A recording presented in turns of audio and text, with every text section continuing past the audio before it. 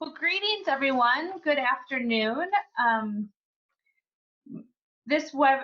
to this webinar. This webinar is hosted by the Organic Farmers Association, and my name is Kate Mendenhall. I'm the director of OFA.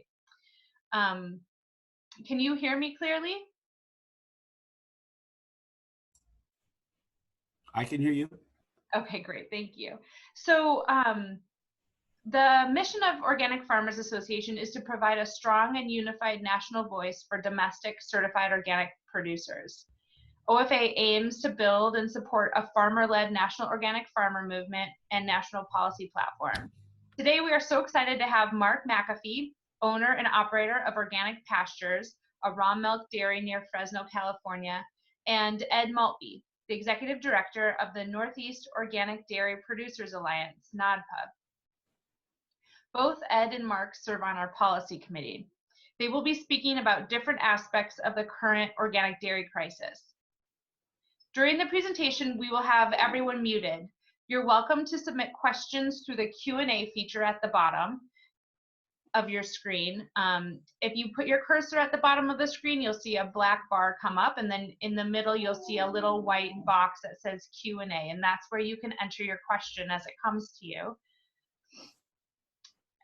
We will have time at the end of Mark's presentation for questions on his presentation, and then we'll have we'll segue to Ed's presentation, and we'll have questions at the end of his presentation about the Origin of Livestock. And then if we have additional time at the end, we'll invite both presenters back to answer questions that are more geared to either of them. So please go ahead and log those questions in when you have them. Please do not use the chat function to ask a question. Stick with the Q&A at the bottom of your screen. So thank you so much for attending. We will go ahead and begin the presentation with Mark McAfee. Well, hello, everybody. And I understand we have listeners from all over the world. We've got people even from the European Union. So fantastic. We're having large scope here for this discussion this morning. We are truly in a organic crisis right now for the dairy industry. The organic dairy industry was founded on principles that are no longer being upheld and enforced. And as a result, we are in a crisis where we're losing on the dairy. We're losing big time. The USDA has an organic dairy pasture rule. And in that rule, it says that all organic dairy groups must have a minimum of 30% of their dry matter intake coming from pastures for 120 days of the year as a minimum.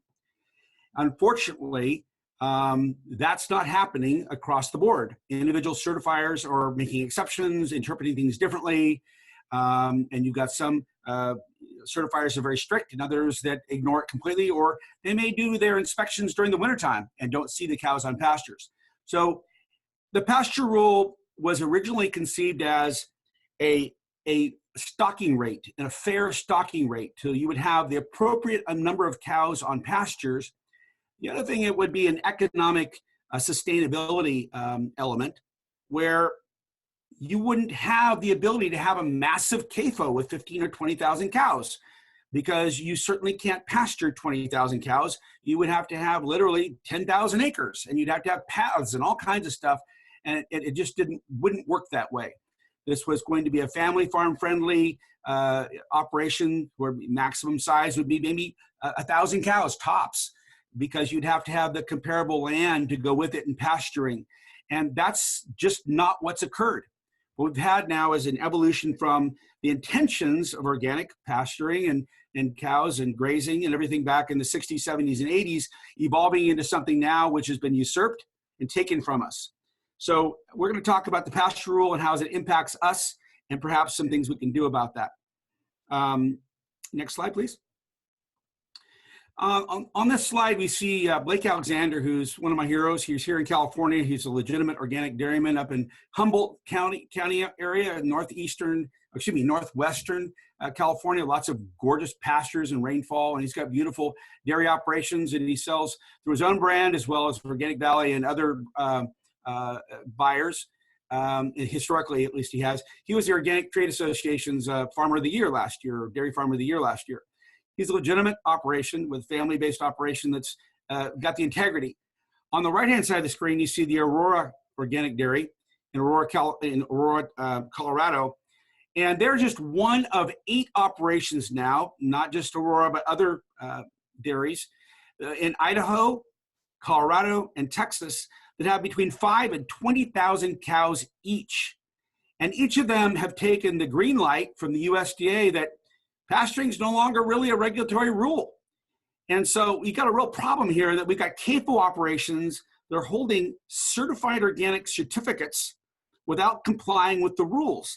And the USDA famously has said, this is a quote from Gregory Ibach, and I heard him say this personally. I was in the room with several hundred other organic farmers and conventional farmers at an NFU conference back in September 23rd of 2018. He was at USDA in Washington, D.C. He said, there's just a big misunderstanding with all the growth of the organic market. This is just the industrial solution. And that was a response to a question that I made of him. I went to the microphone and I asked him, I said, how do we get enforcement from the USDA to assure that Aurora and other large CAFO operations are complying with the Organic Pasture Rule? And I said this really nicely. I was very diplomatic and professional. I wasn't accusatory. His answer was, there's just a big misunderstanding. With all the growth of the organic market, this is just an industrial solution.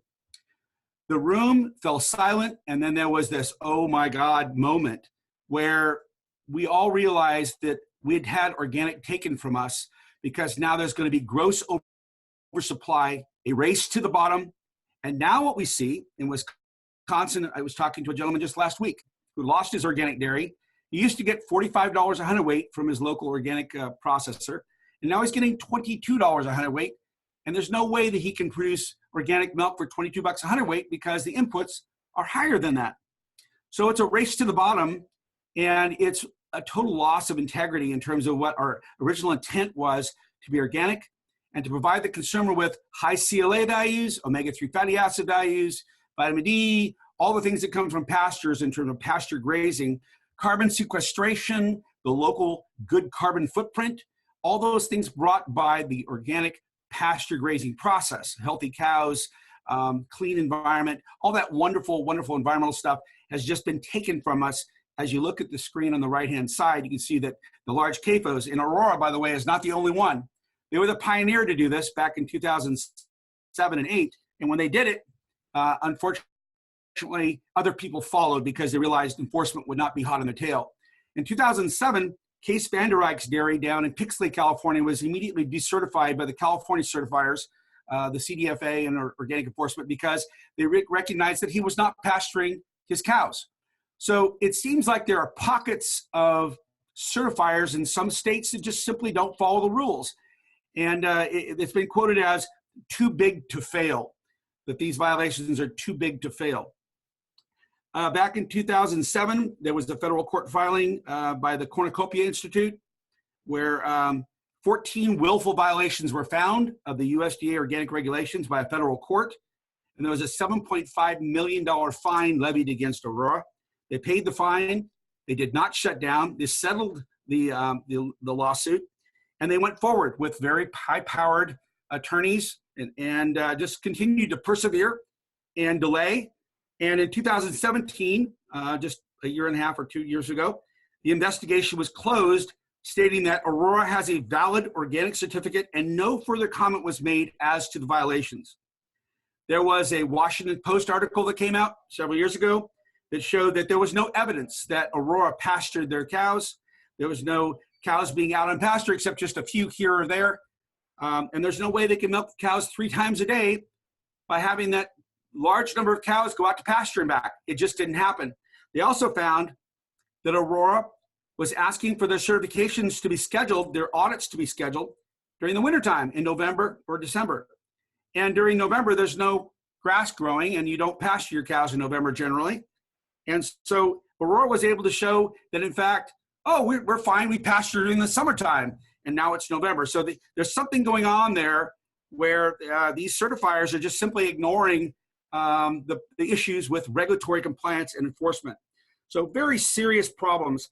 Tony Azevedo back in 2002 told me directly, and he was an Organic Valley representative here in California that was recruiting dairymen, organic dairymen, to provide organic milk for processing at Organic Valley. He said, if we lose Pasture Rule, we are done, quote unquote.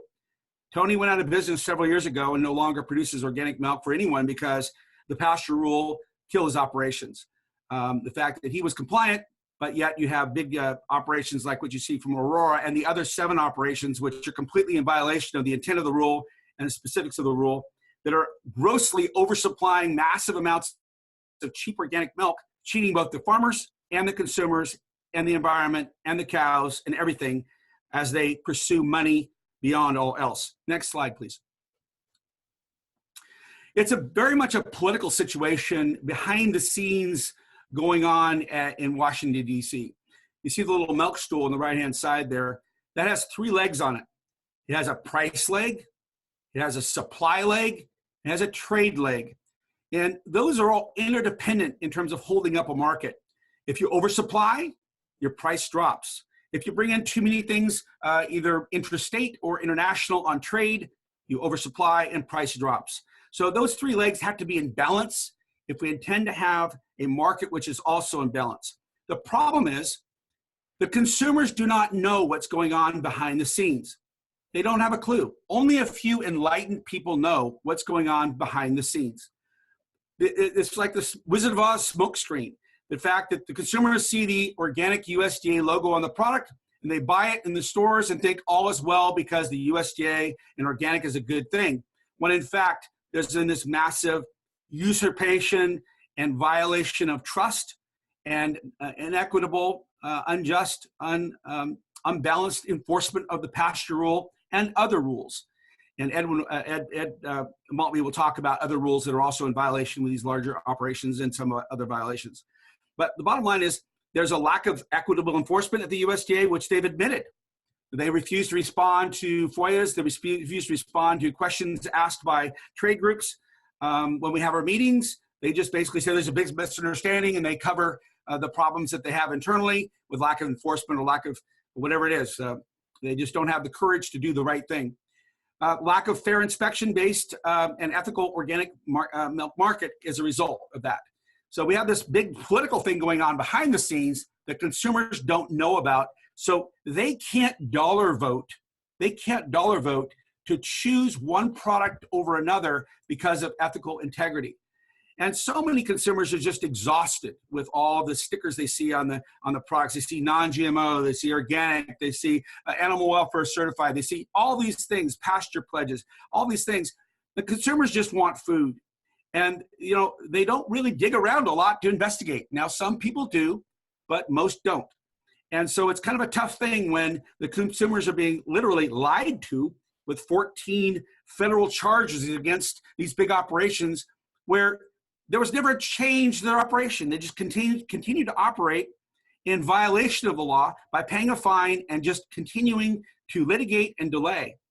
And now we have 8 CAFO operations located, like I said, in Colorado, Idaho, and Texas with these massive number of cows.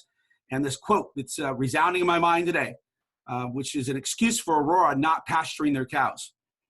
There's just a big misunderstanding. The growing demand for organic products is just industrial solution. It's a quote that came from a speech in 2018 in front of a bunch of farmers. So next slide, please. How do we get back our loss of organic integrity, the loss of family farms, loss of pasture cows, loss of nutrient value to consumers that thought their milk was from pasture cows?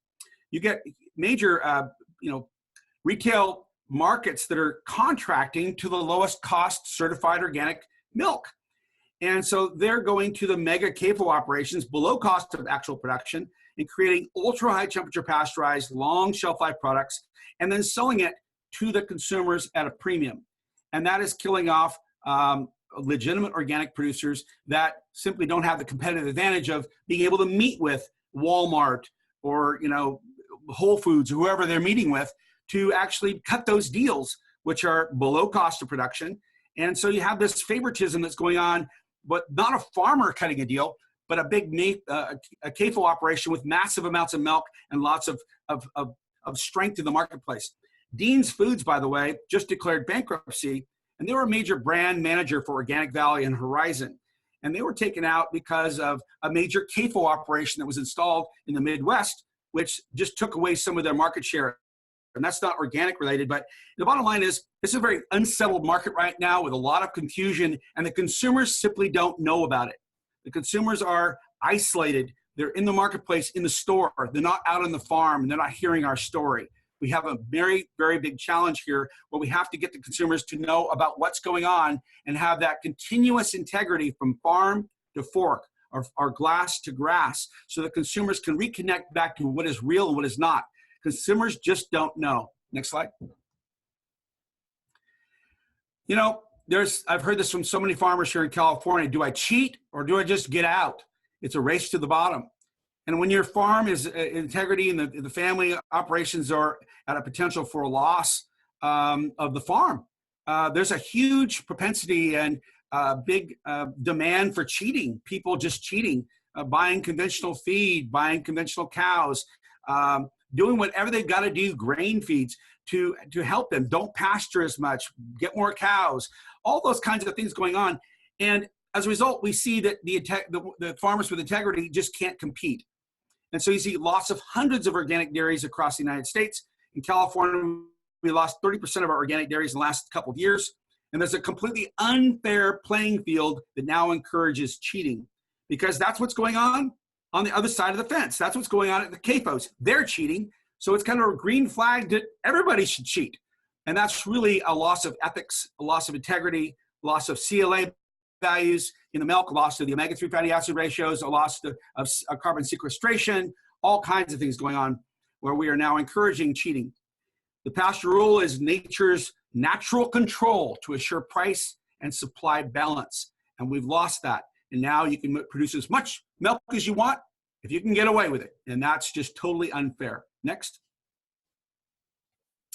On the right-hand side, you see a nice picture of Mr. Rodale, who is the founder of the Rodale Institute. Well, he was obviously the farmer, the lecturer and intellectual that came up with the concepts of organic production back in the 60s. He's kind of the father of the modern organic movement, which the Rodale Institute is named after. So, you know, the solution is not easy. It's not easy at all. But organic farmers have to push back and sue for enforcement of the Pasture Rule and Origin of Livestock rules. We have no organic market if we don't have fair enforcement of a standardized set of rules. Everybody knows what those rules are, and we can all comply with them. It's absolutely essential that there's a fair, balanced enforcement of the rules. Number two, we must return to our roots. What did organic mean in the beginning? What was it that Rodale said? What was it that our founding fathers in the organic movement, what is it that Mother Nature needs? What is it that the soil, the cows, the consumers, and the products need to be sustainable? Well, I would suggest to you that it must be local. You can't be bringing feed in from 3 or 4 states away. You have to be consumer connected. That means somehow through the social media, through branding, through connection, farm tours, we must connect to our consumers so they know the whole truth. It has to be good for the soil, good for pastures, good for the cows. It's got to be nutritionally whole. It's got to have value added, or else you're not going to be able to put the inputs in, which is certainly higher, bringing the farmer more sustainable prices. It's got to be environmentally restorative and regenerative. And I will give you haunting words of the father of modern organics, J.L. Rodale, back in the 1960s when he said, "It's not organic to produce organic milk and then pasteurize it." Now, I'll be the first one to say I'm very biased. I operate an organic dairy that produces all of their milk in raw form. We're blessed in California that we can do raw. And with the matching wonderful, powerful, accurate on-farm tests and tests at local labs, we now can get our data back on pathogen testing literally within 12 hours. So the technology is met up with organic production to be able to produce organic milk that's raw. That's not the only answer, though. If we are going to pasteurize it, we need to probably not do as much homogenization.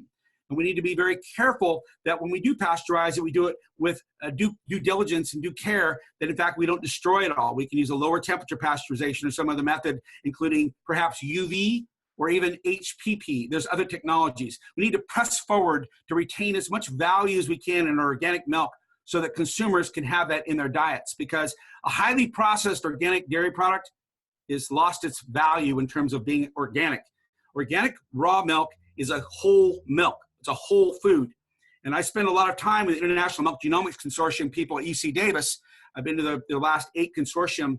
And let me tell you, they talk about breast milk being raw milk and children thriving on it, but having a terrible problem nutritionally and in their biome, in their gut biome, when they start processing the milk, or they feed the babies infant formula or process things where their fats have been destroyed or proteins have been changed. The babies just don't do as well because they want what mother gave them, which is a raw milk.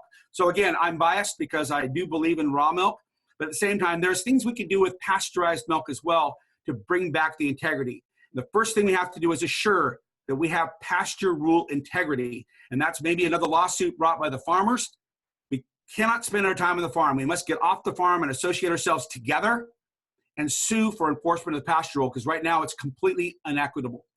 The Real Organic Project has tried to do some of this in terms of connecting the real organic principles to the consumer with branding, and the Regenerative Organic Certified, the Rodale Institute, has done the same thing, and there's other people trying to do it as well.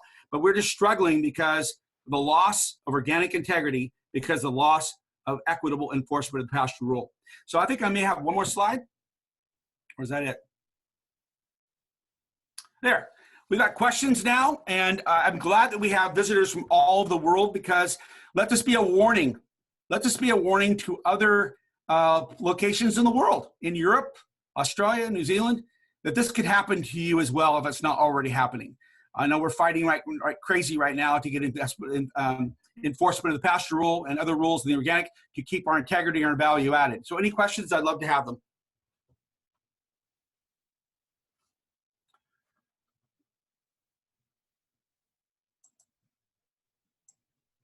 Does everybody know how to do questions?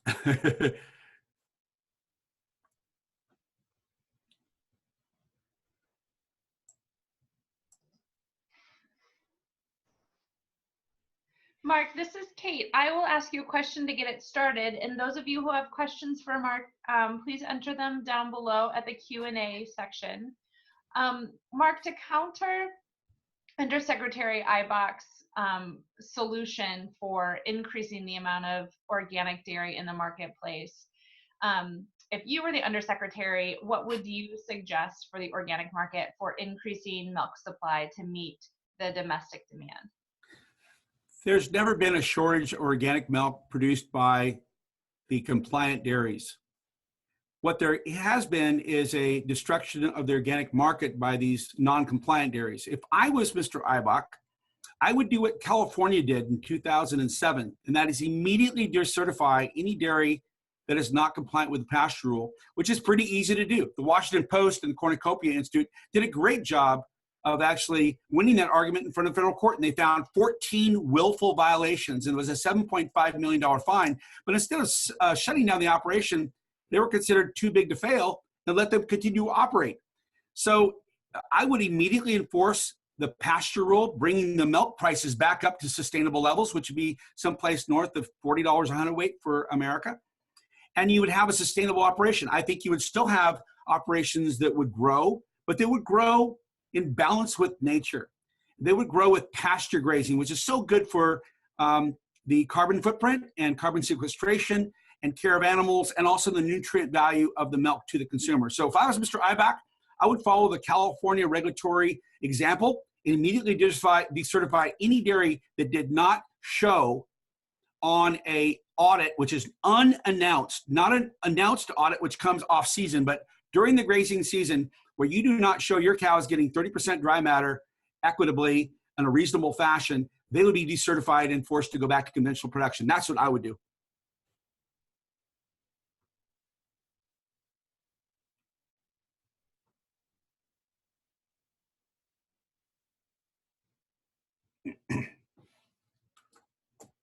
Any other questions? Mark, we have a question from the audience. There has been some movement towards a supply management system. Can you provide your perspective on the pros and cons of this system? Yes. It is a program, not a me program. I am absolutely and completely in support of an equitable farmer-based supply management program. Canada has a great example of how they operate. We've been working very hard within the California Dairy Campaign, the National Farmers Union, to promote a national organic as well as conventional all milk supply management program. We call it a growth management program, where literally we use our federal marketing orders we have right now, which is a great auditing system. They know where all the milk is produced. They know where all the milk goes. But instead of having the big CAFO operations run the show with oversupply, what we would do is, as farmers, we would sit at regional boards on each of these federal marketing order boards, and we would say, guys, this is what it costs to produce organic milk. This is what it costs to produce conventional milk. These are the prices going forward. And by the way, you can't go out and add a bunch more milk into that supply system unless you have orders for that milk. And you equitably, smartly, and efficiently balance your demand with your supply. And therefore, you don't have relocation of processing plants that go bankrupt because of the fact, or they have to lose their supply, so they have to move their operations for tens of millions of dollars to move them from one place to another because they lose their milk sheds. So it's good for processors as well. But we can also glean some additional value from a growth management system by being able to invest more dollars in research and product promotion. Right now, plant-based dairy products or plant-based non-dairy products are eating our lunch alive. And the dairy industry doesn't have any money to fight it, to bring in the good innovations and the great research that's being done by the International Milk Genomics Consortium and other consortiums that know that milk has no alternative, but we don't have any money.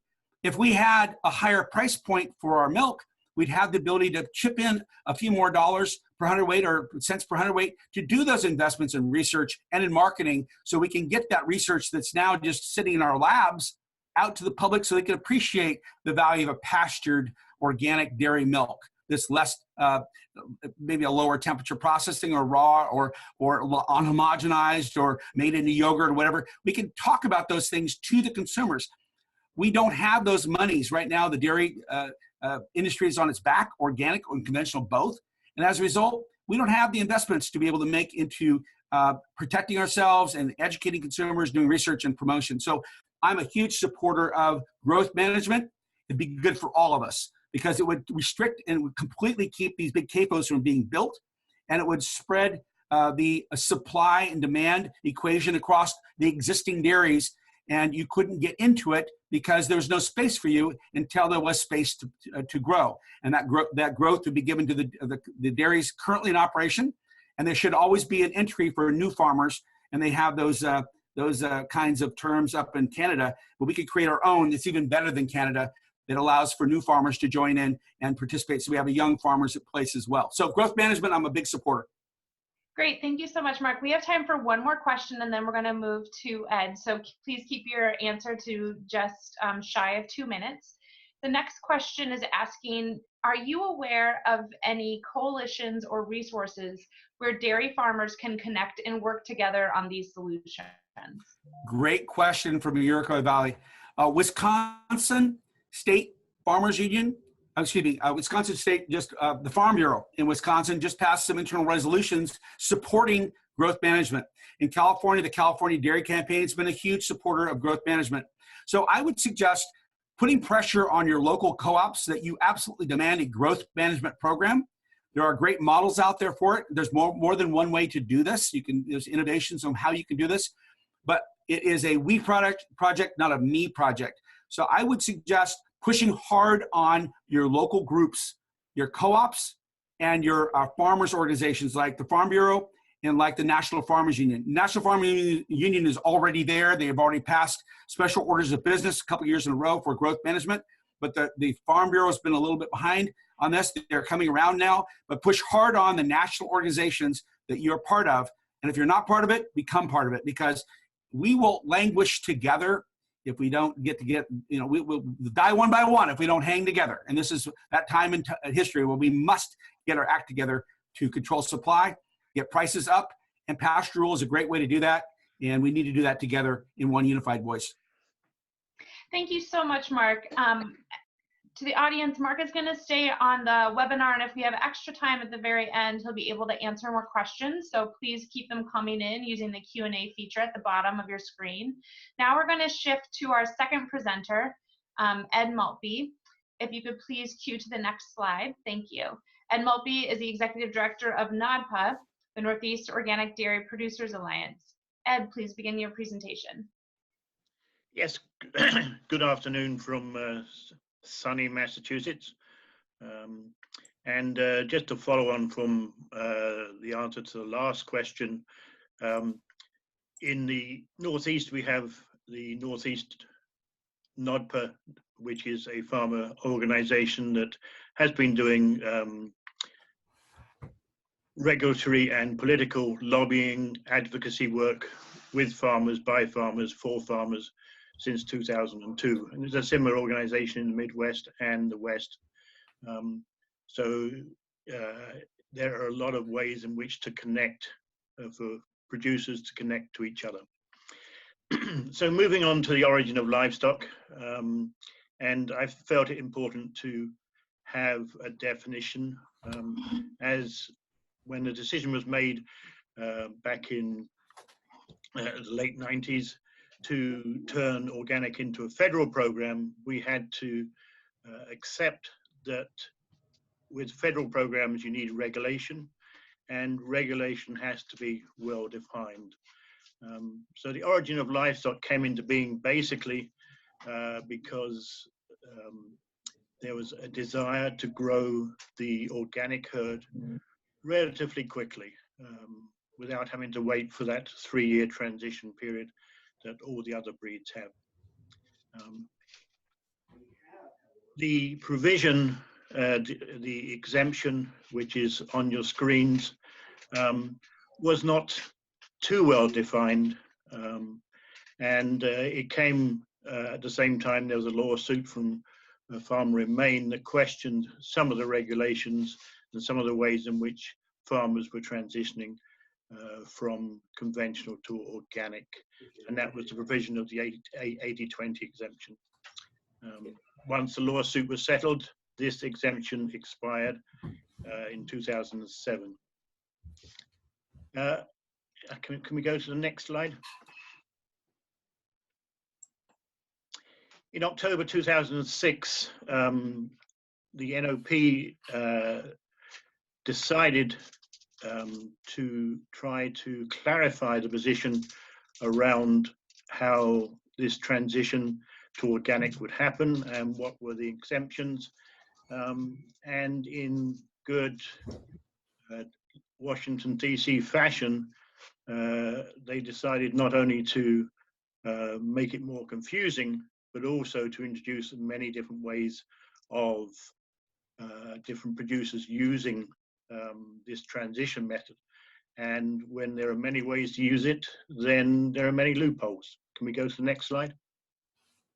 As you can see, this is the document they produced as an advisory document. It didn't hold the power of regulation because it was only advisory, therefore it wasn't, it couldn't do anything in the law courts, which is where a lot of these decisions end up, as Mark mentioned. So I'm not going to go into a lot of detail about that, but you can see right from the beginning of the NOP organic regulations, there was confusion over how you transition a conventional animal to being an organic, organically certified one. Next slide, please. And just to back up what Mark was saying, organic dairy is a commodity, and right now it doesn't really need that exemption, but we're still dealing with a situation that was created back in 2002 to 2010. In 2001, there were 41,000 organic cows. By 2011, it had grown to virtually 200,000. And by 2015, we are up to 241,000. Now, all these figures are approximation because we don't have the level and depth of data gathering that the conventional dairy has. And a significant factor here in the numbers is that between 2015 and 2016, 38,326 more organic cows were added in that 1 year. And we'll see the significance of that as we move forward. Next slide, please. Organic milk production represents 5% of US milk production, approximately 3,000 operations, the majority of which are small to mid-sized farms. And you can see the figures here for the number of organic dairy cows by state. And then very interesting statistic here, there were 76 times more organic dairies in Wisconsin than Texas, but Texas produces 1.3 times more milk. And that, again, is a point that Mark touched on about the implementation of the Pasture Rule that we brought into regulation back in 2010 after working on that for 5 or 6 years. And when we brought it in 2010, we thought, we've got rid of all the loopholes. We worked across the country, and unfortunately, the one big loophole that we didn't take into account was the lack of the NOP and the certifiers in enforcing the rule. When you've got a Texas dairy producing 80 million pounds as against sort of the 800,000 pound of in an average area in Wisconsin, and really Wisconsin, Midwest and Northeast populated by the small to mid-sized operations, anything from 80 cows to 200 or 300, which are essentially what the consumer sees as a family style farm. And can we go to the next one, please? And loving, excuse me, loving graphs and statistics that I do, if you track the sales of organic fluid milk, you can see very clearly how back in the early 2000s growth was at roughly 10 to 15%, and then it sort of reached a peak and has leveled out. And now we're in a situation where supply exceeds demand, and demand for value-added products on the retail level for organic milk have decreased. But, and this will back up some of the things that Mark was saying about the consumer wanting to see and taste real milk, the demand for whole milk, organic whole milk, is actually going up. Next slide, please. And touching on pay price very quickly, the misconception that pay price is determined by the cost of production is a misconception, and it is not a premium. Producing organic milk costs more, and therefore farmers need to be paid more to produce it. Pay price is in fact determined by the two national buyers, which are Crop Cooperative and right now Dannon. Supply and demand, when the demand is high, or you get a new buyer into the market, then the price will go up. When we have a surplus of supply, then the price drops very, very quickly. As with most things in life, when it comes to farming, then it takes 3 or 4 months for a price to drop by 25%, and then 4 years for it to come back up again. And again, vertically integrated dairies and retailers who directly source their own milk can produce and package and market organic milk for store brands and for private label a lot cheaper than the small and mid-sized operations.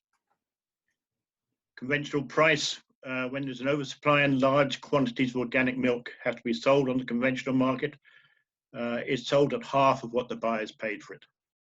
And rather than lower the price at the retail outlet, they lower the pay price. So the retail price for organic milk really hasn't changed much in the last 14 years on an average across the country. Next slide, please. So what we've got now with the Origin of Livestock is we have different standards. Some farms can transition transition conventional animals into organic on an ongoing basis, and others can't. They have a one-time opportunity to do it. And that creates four main problems. The economic inequity between those operations that are transitioning, the inability of dairies to respond on the supply side. So when pay price goes up, those that can continuously transition conventional animals in can immediately supply the milk and take advantage of a higher pay price.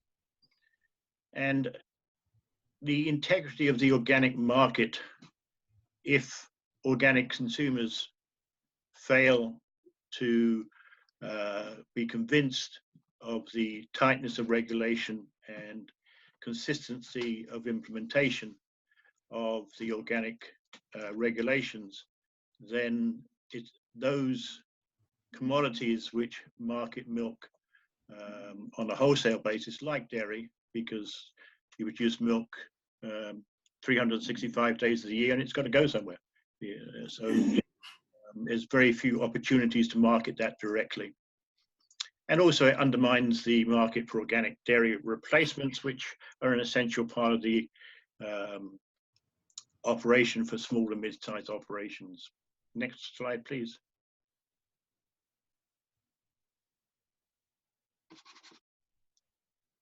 So I'm just going to quickly run through this. So the cost of raising replacements for organic operations is highly sensitive to changing feed costs, as well as geographic and operational level variations in cost to production. If you're raising them conventionally, then you've got all the benefits of drugs and any number of growth promoters. You don't need to have them out on pasture. You don't need to operate with a higher priced organic feed. So if you're transitioning and use a one-time transition, which is in the regulations, and that's all you can use, then all your dairy replacements have to be reared organically, which is more expensive. If you can constantly transitioning conventional heifers, then you can do it a lot cheaper. Next slide, please. So the inequity in responding to supply side demand. In 2014 and 2015, then there was still a consistent demand for organic milk, but supply had fallen behind. And so we were getting prices in the region of $35, $38 per hundred in the Northeast, with over $40 per hundred for grass-based milk. Those that were constantly transitioning conventional animals were able to increase their supply very quickly. And as you can see from that statistic I quoted earlier on, the increase in number of organic animals in that year alone was more than occurred in the previous 3 or 4 years. What happened? Pay price dropped by 25 to 30%, and those dairies slowly expanding using the last third of gestation suffered a double loss: lower pay price and no market for increased production. And those dairies that weren't following that, were using the loophole, then they took advantage of that large jump in pay price, and then were able to sell their excess milking cows in the knowledge that they could transition conventional replacements when needed. Next slide, please.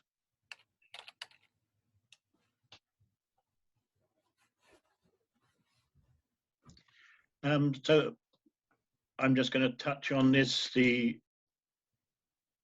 organic dairy market is in competition with all those other juices that call themselves milk, whether they be nut or vegetable or whatever. Then they have to be able to prove consistently to the consumer that organic is the gold standard and does provide all the benefits that the consumer is paying for. They respond to advertising that shows organic cows and replacements being reared on pasture, allowing continuous transition of conventional animals to organic exposes organic dairy operations to a fluctuating pay price below their cost of production and fraudulently markets milk as organic that clearly does not meet the expectations of the consumer. Next slide, please.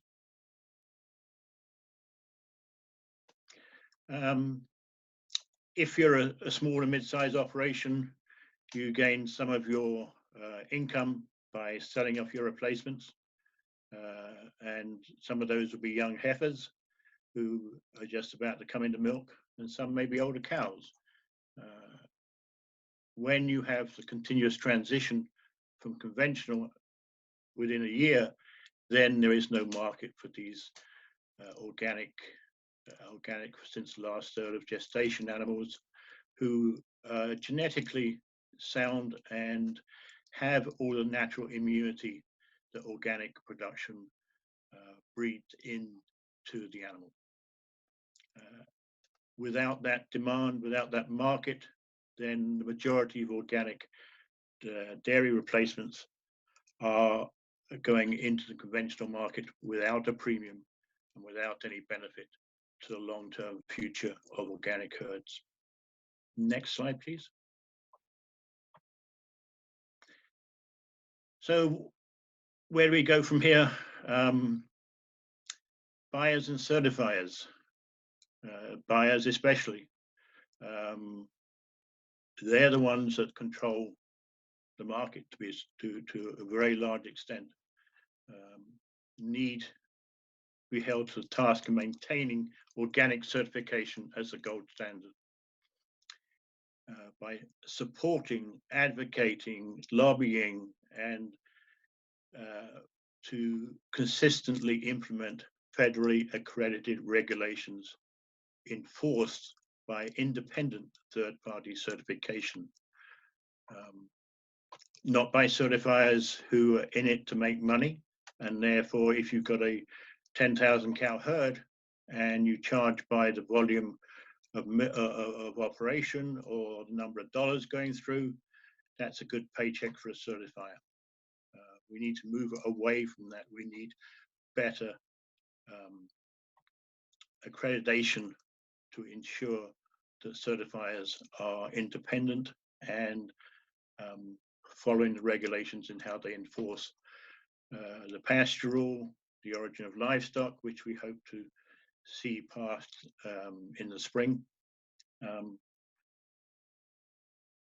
And not only do the certifiers need it, and not only do the buyers need it, and not only do consumers need it, but the law courts need strong, clear, and consistent regulation, without which these regulations can't be enforced. If there's a loophole, then a lawyer will find a way through it. Therefore, it is essential that the wording of regulation is such that it is clear. It doesn't rely on history, it doesn't rely on good practices, it relies on a federal regulation. And back in the early 2000s, the NOP was 5 or 6 people. Now we're into a department that has 40 or 50 people. So they need now to do their job. They need to be strong accreditors. They have made some strides to enforce the pasture rule. They need to publish a origin of livestock rule that takes out the inconsistencies and makes the exemption from the last third of gestation be for the transition of one conventional organic, for conventional dairy herd transition to organic. Have I another slide, or is that it? No, that's it. Great, thank you so much, Ed. Again, if you have questions, please type them into the Q&A feature at the bottom of your screen. Good job, Ed. That was really good. Thank you.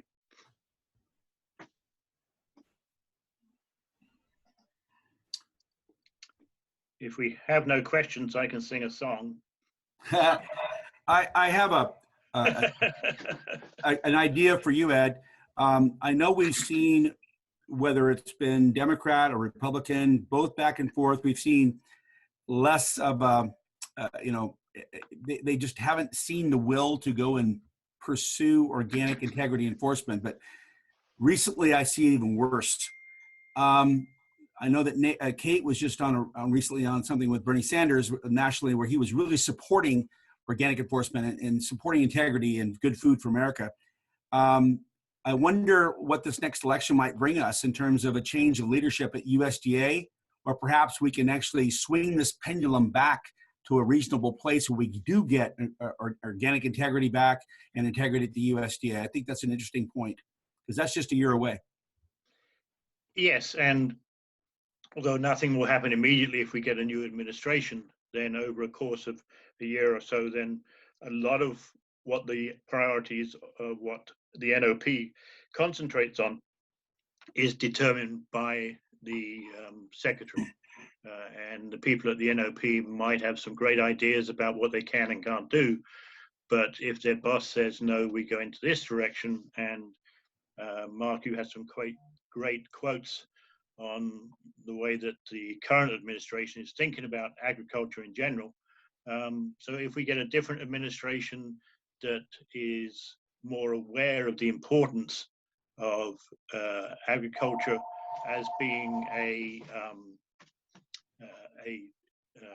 positive benefit to the environment, positive benefit to nutrition, and a source of rejuvenation of the rural countryside, then I think we can get some more work on the direct priorities of enforcement, not only just in organic dairy, but also in importation of feedstuffs from around the world, and taking out this ridiculous idea that you can grow organic in water.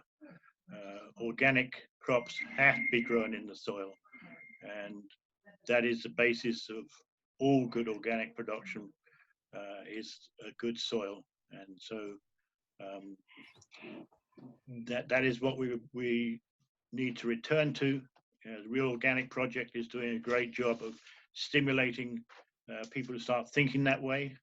But for the majority of organic operations in the country, they rely on the National Organic Program to be able to market their product in the marketplace at a price that will provide a good family living, that allows the farmer to take some time off, allows the farmer to have enough money to send his kids to college, and to, on the small to mid-sized operations, to employ somebody to help them around the farm and give more opportunities for the farm family to enjoy the life that they have worked hard for, and also to be able to afford to buy organic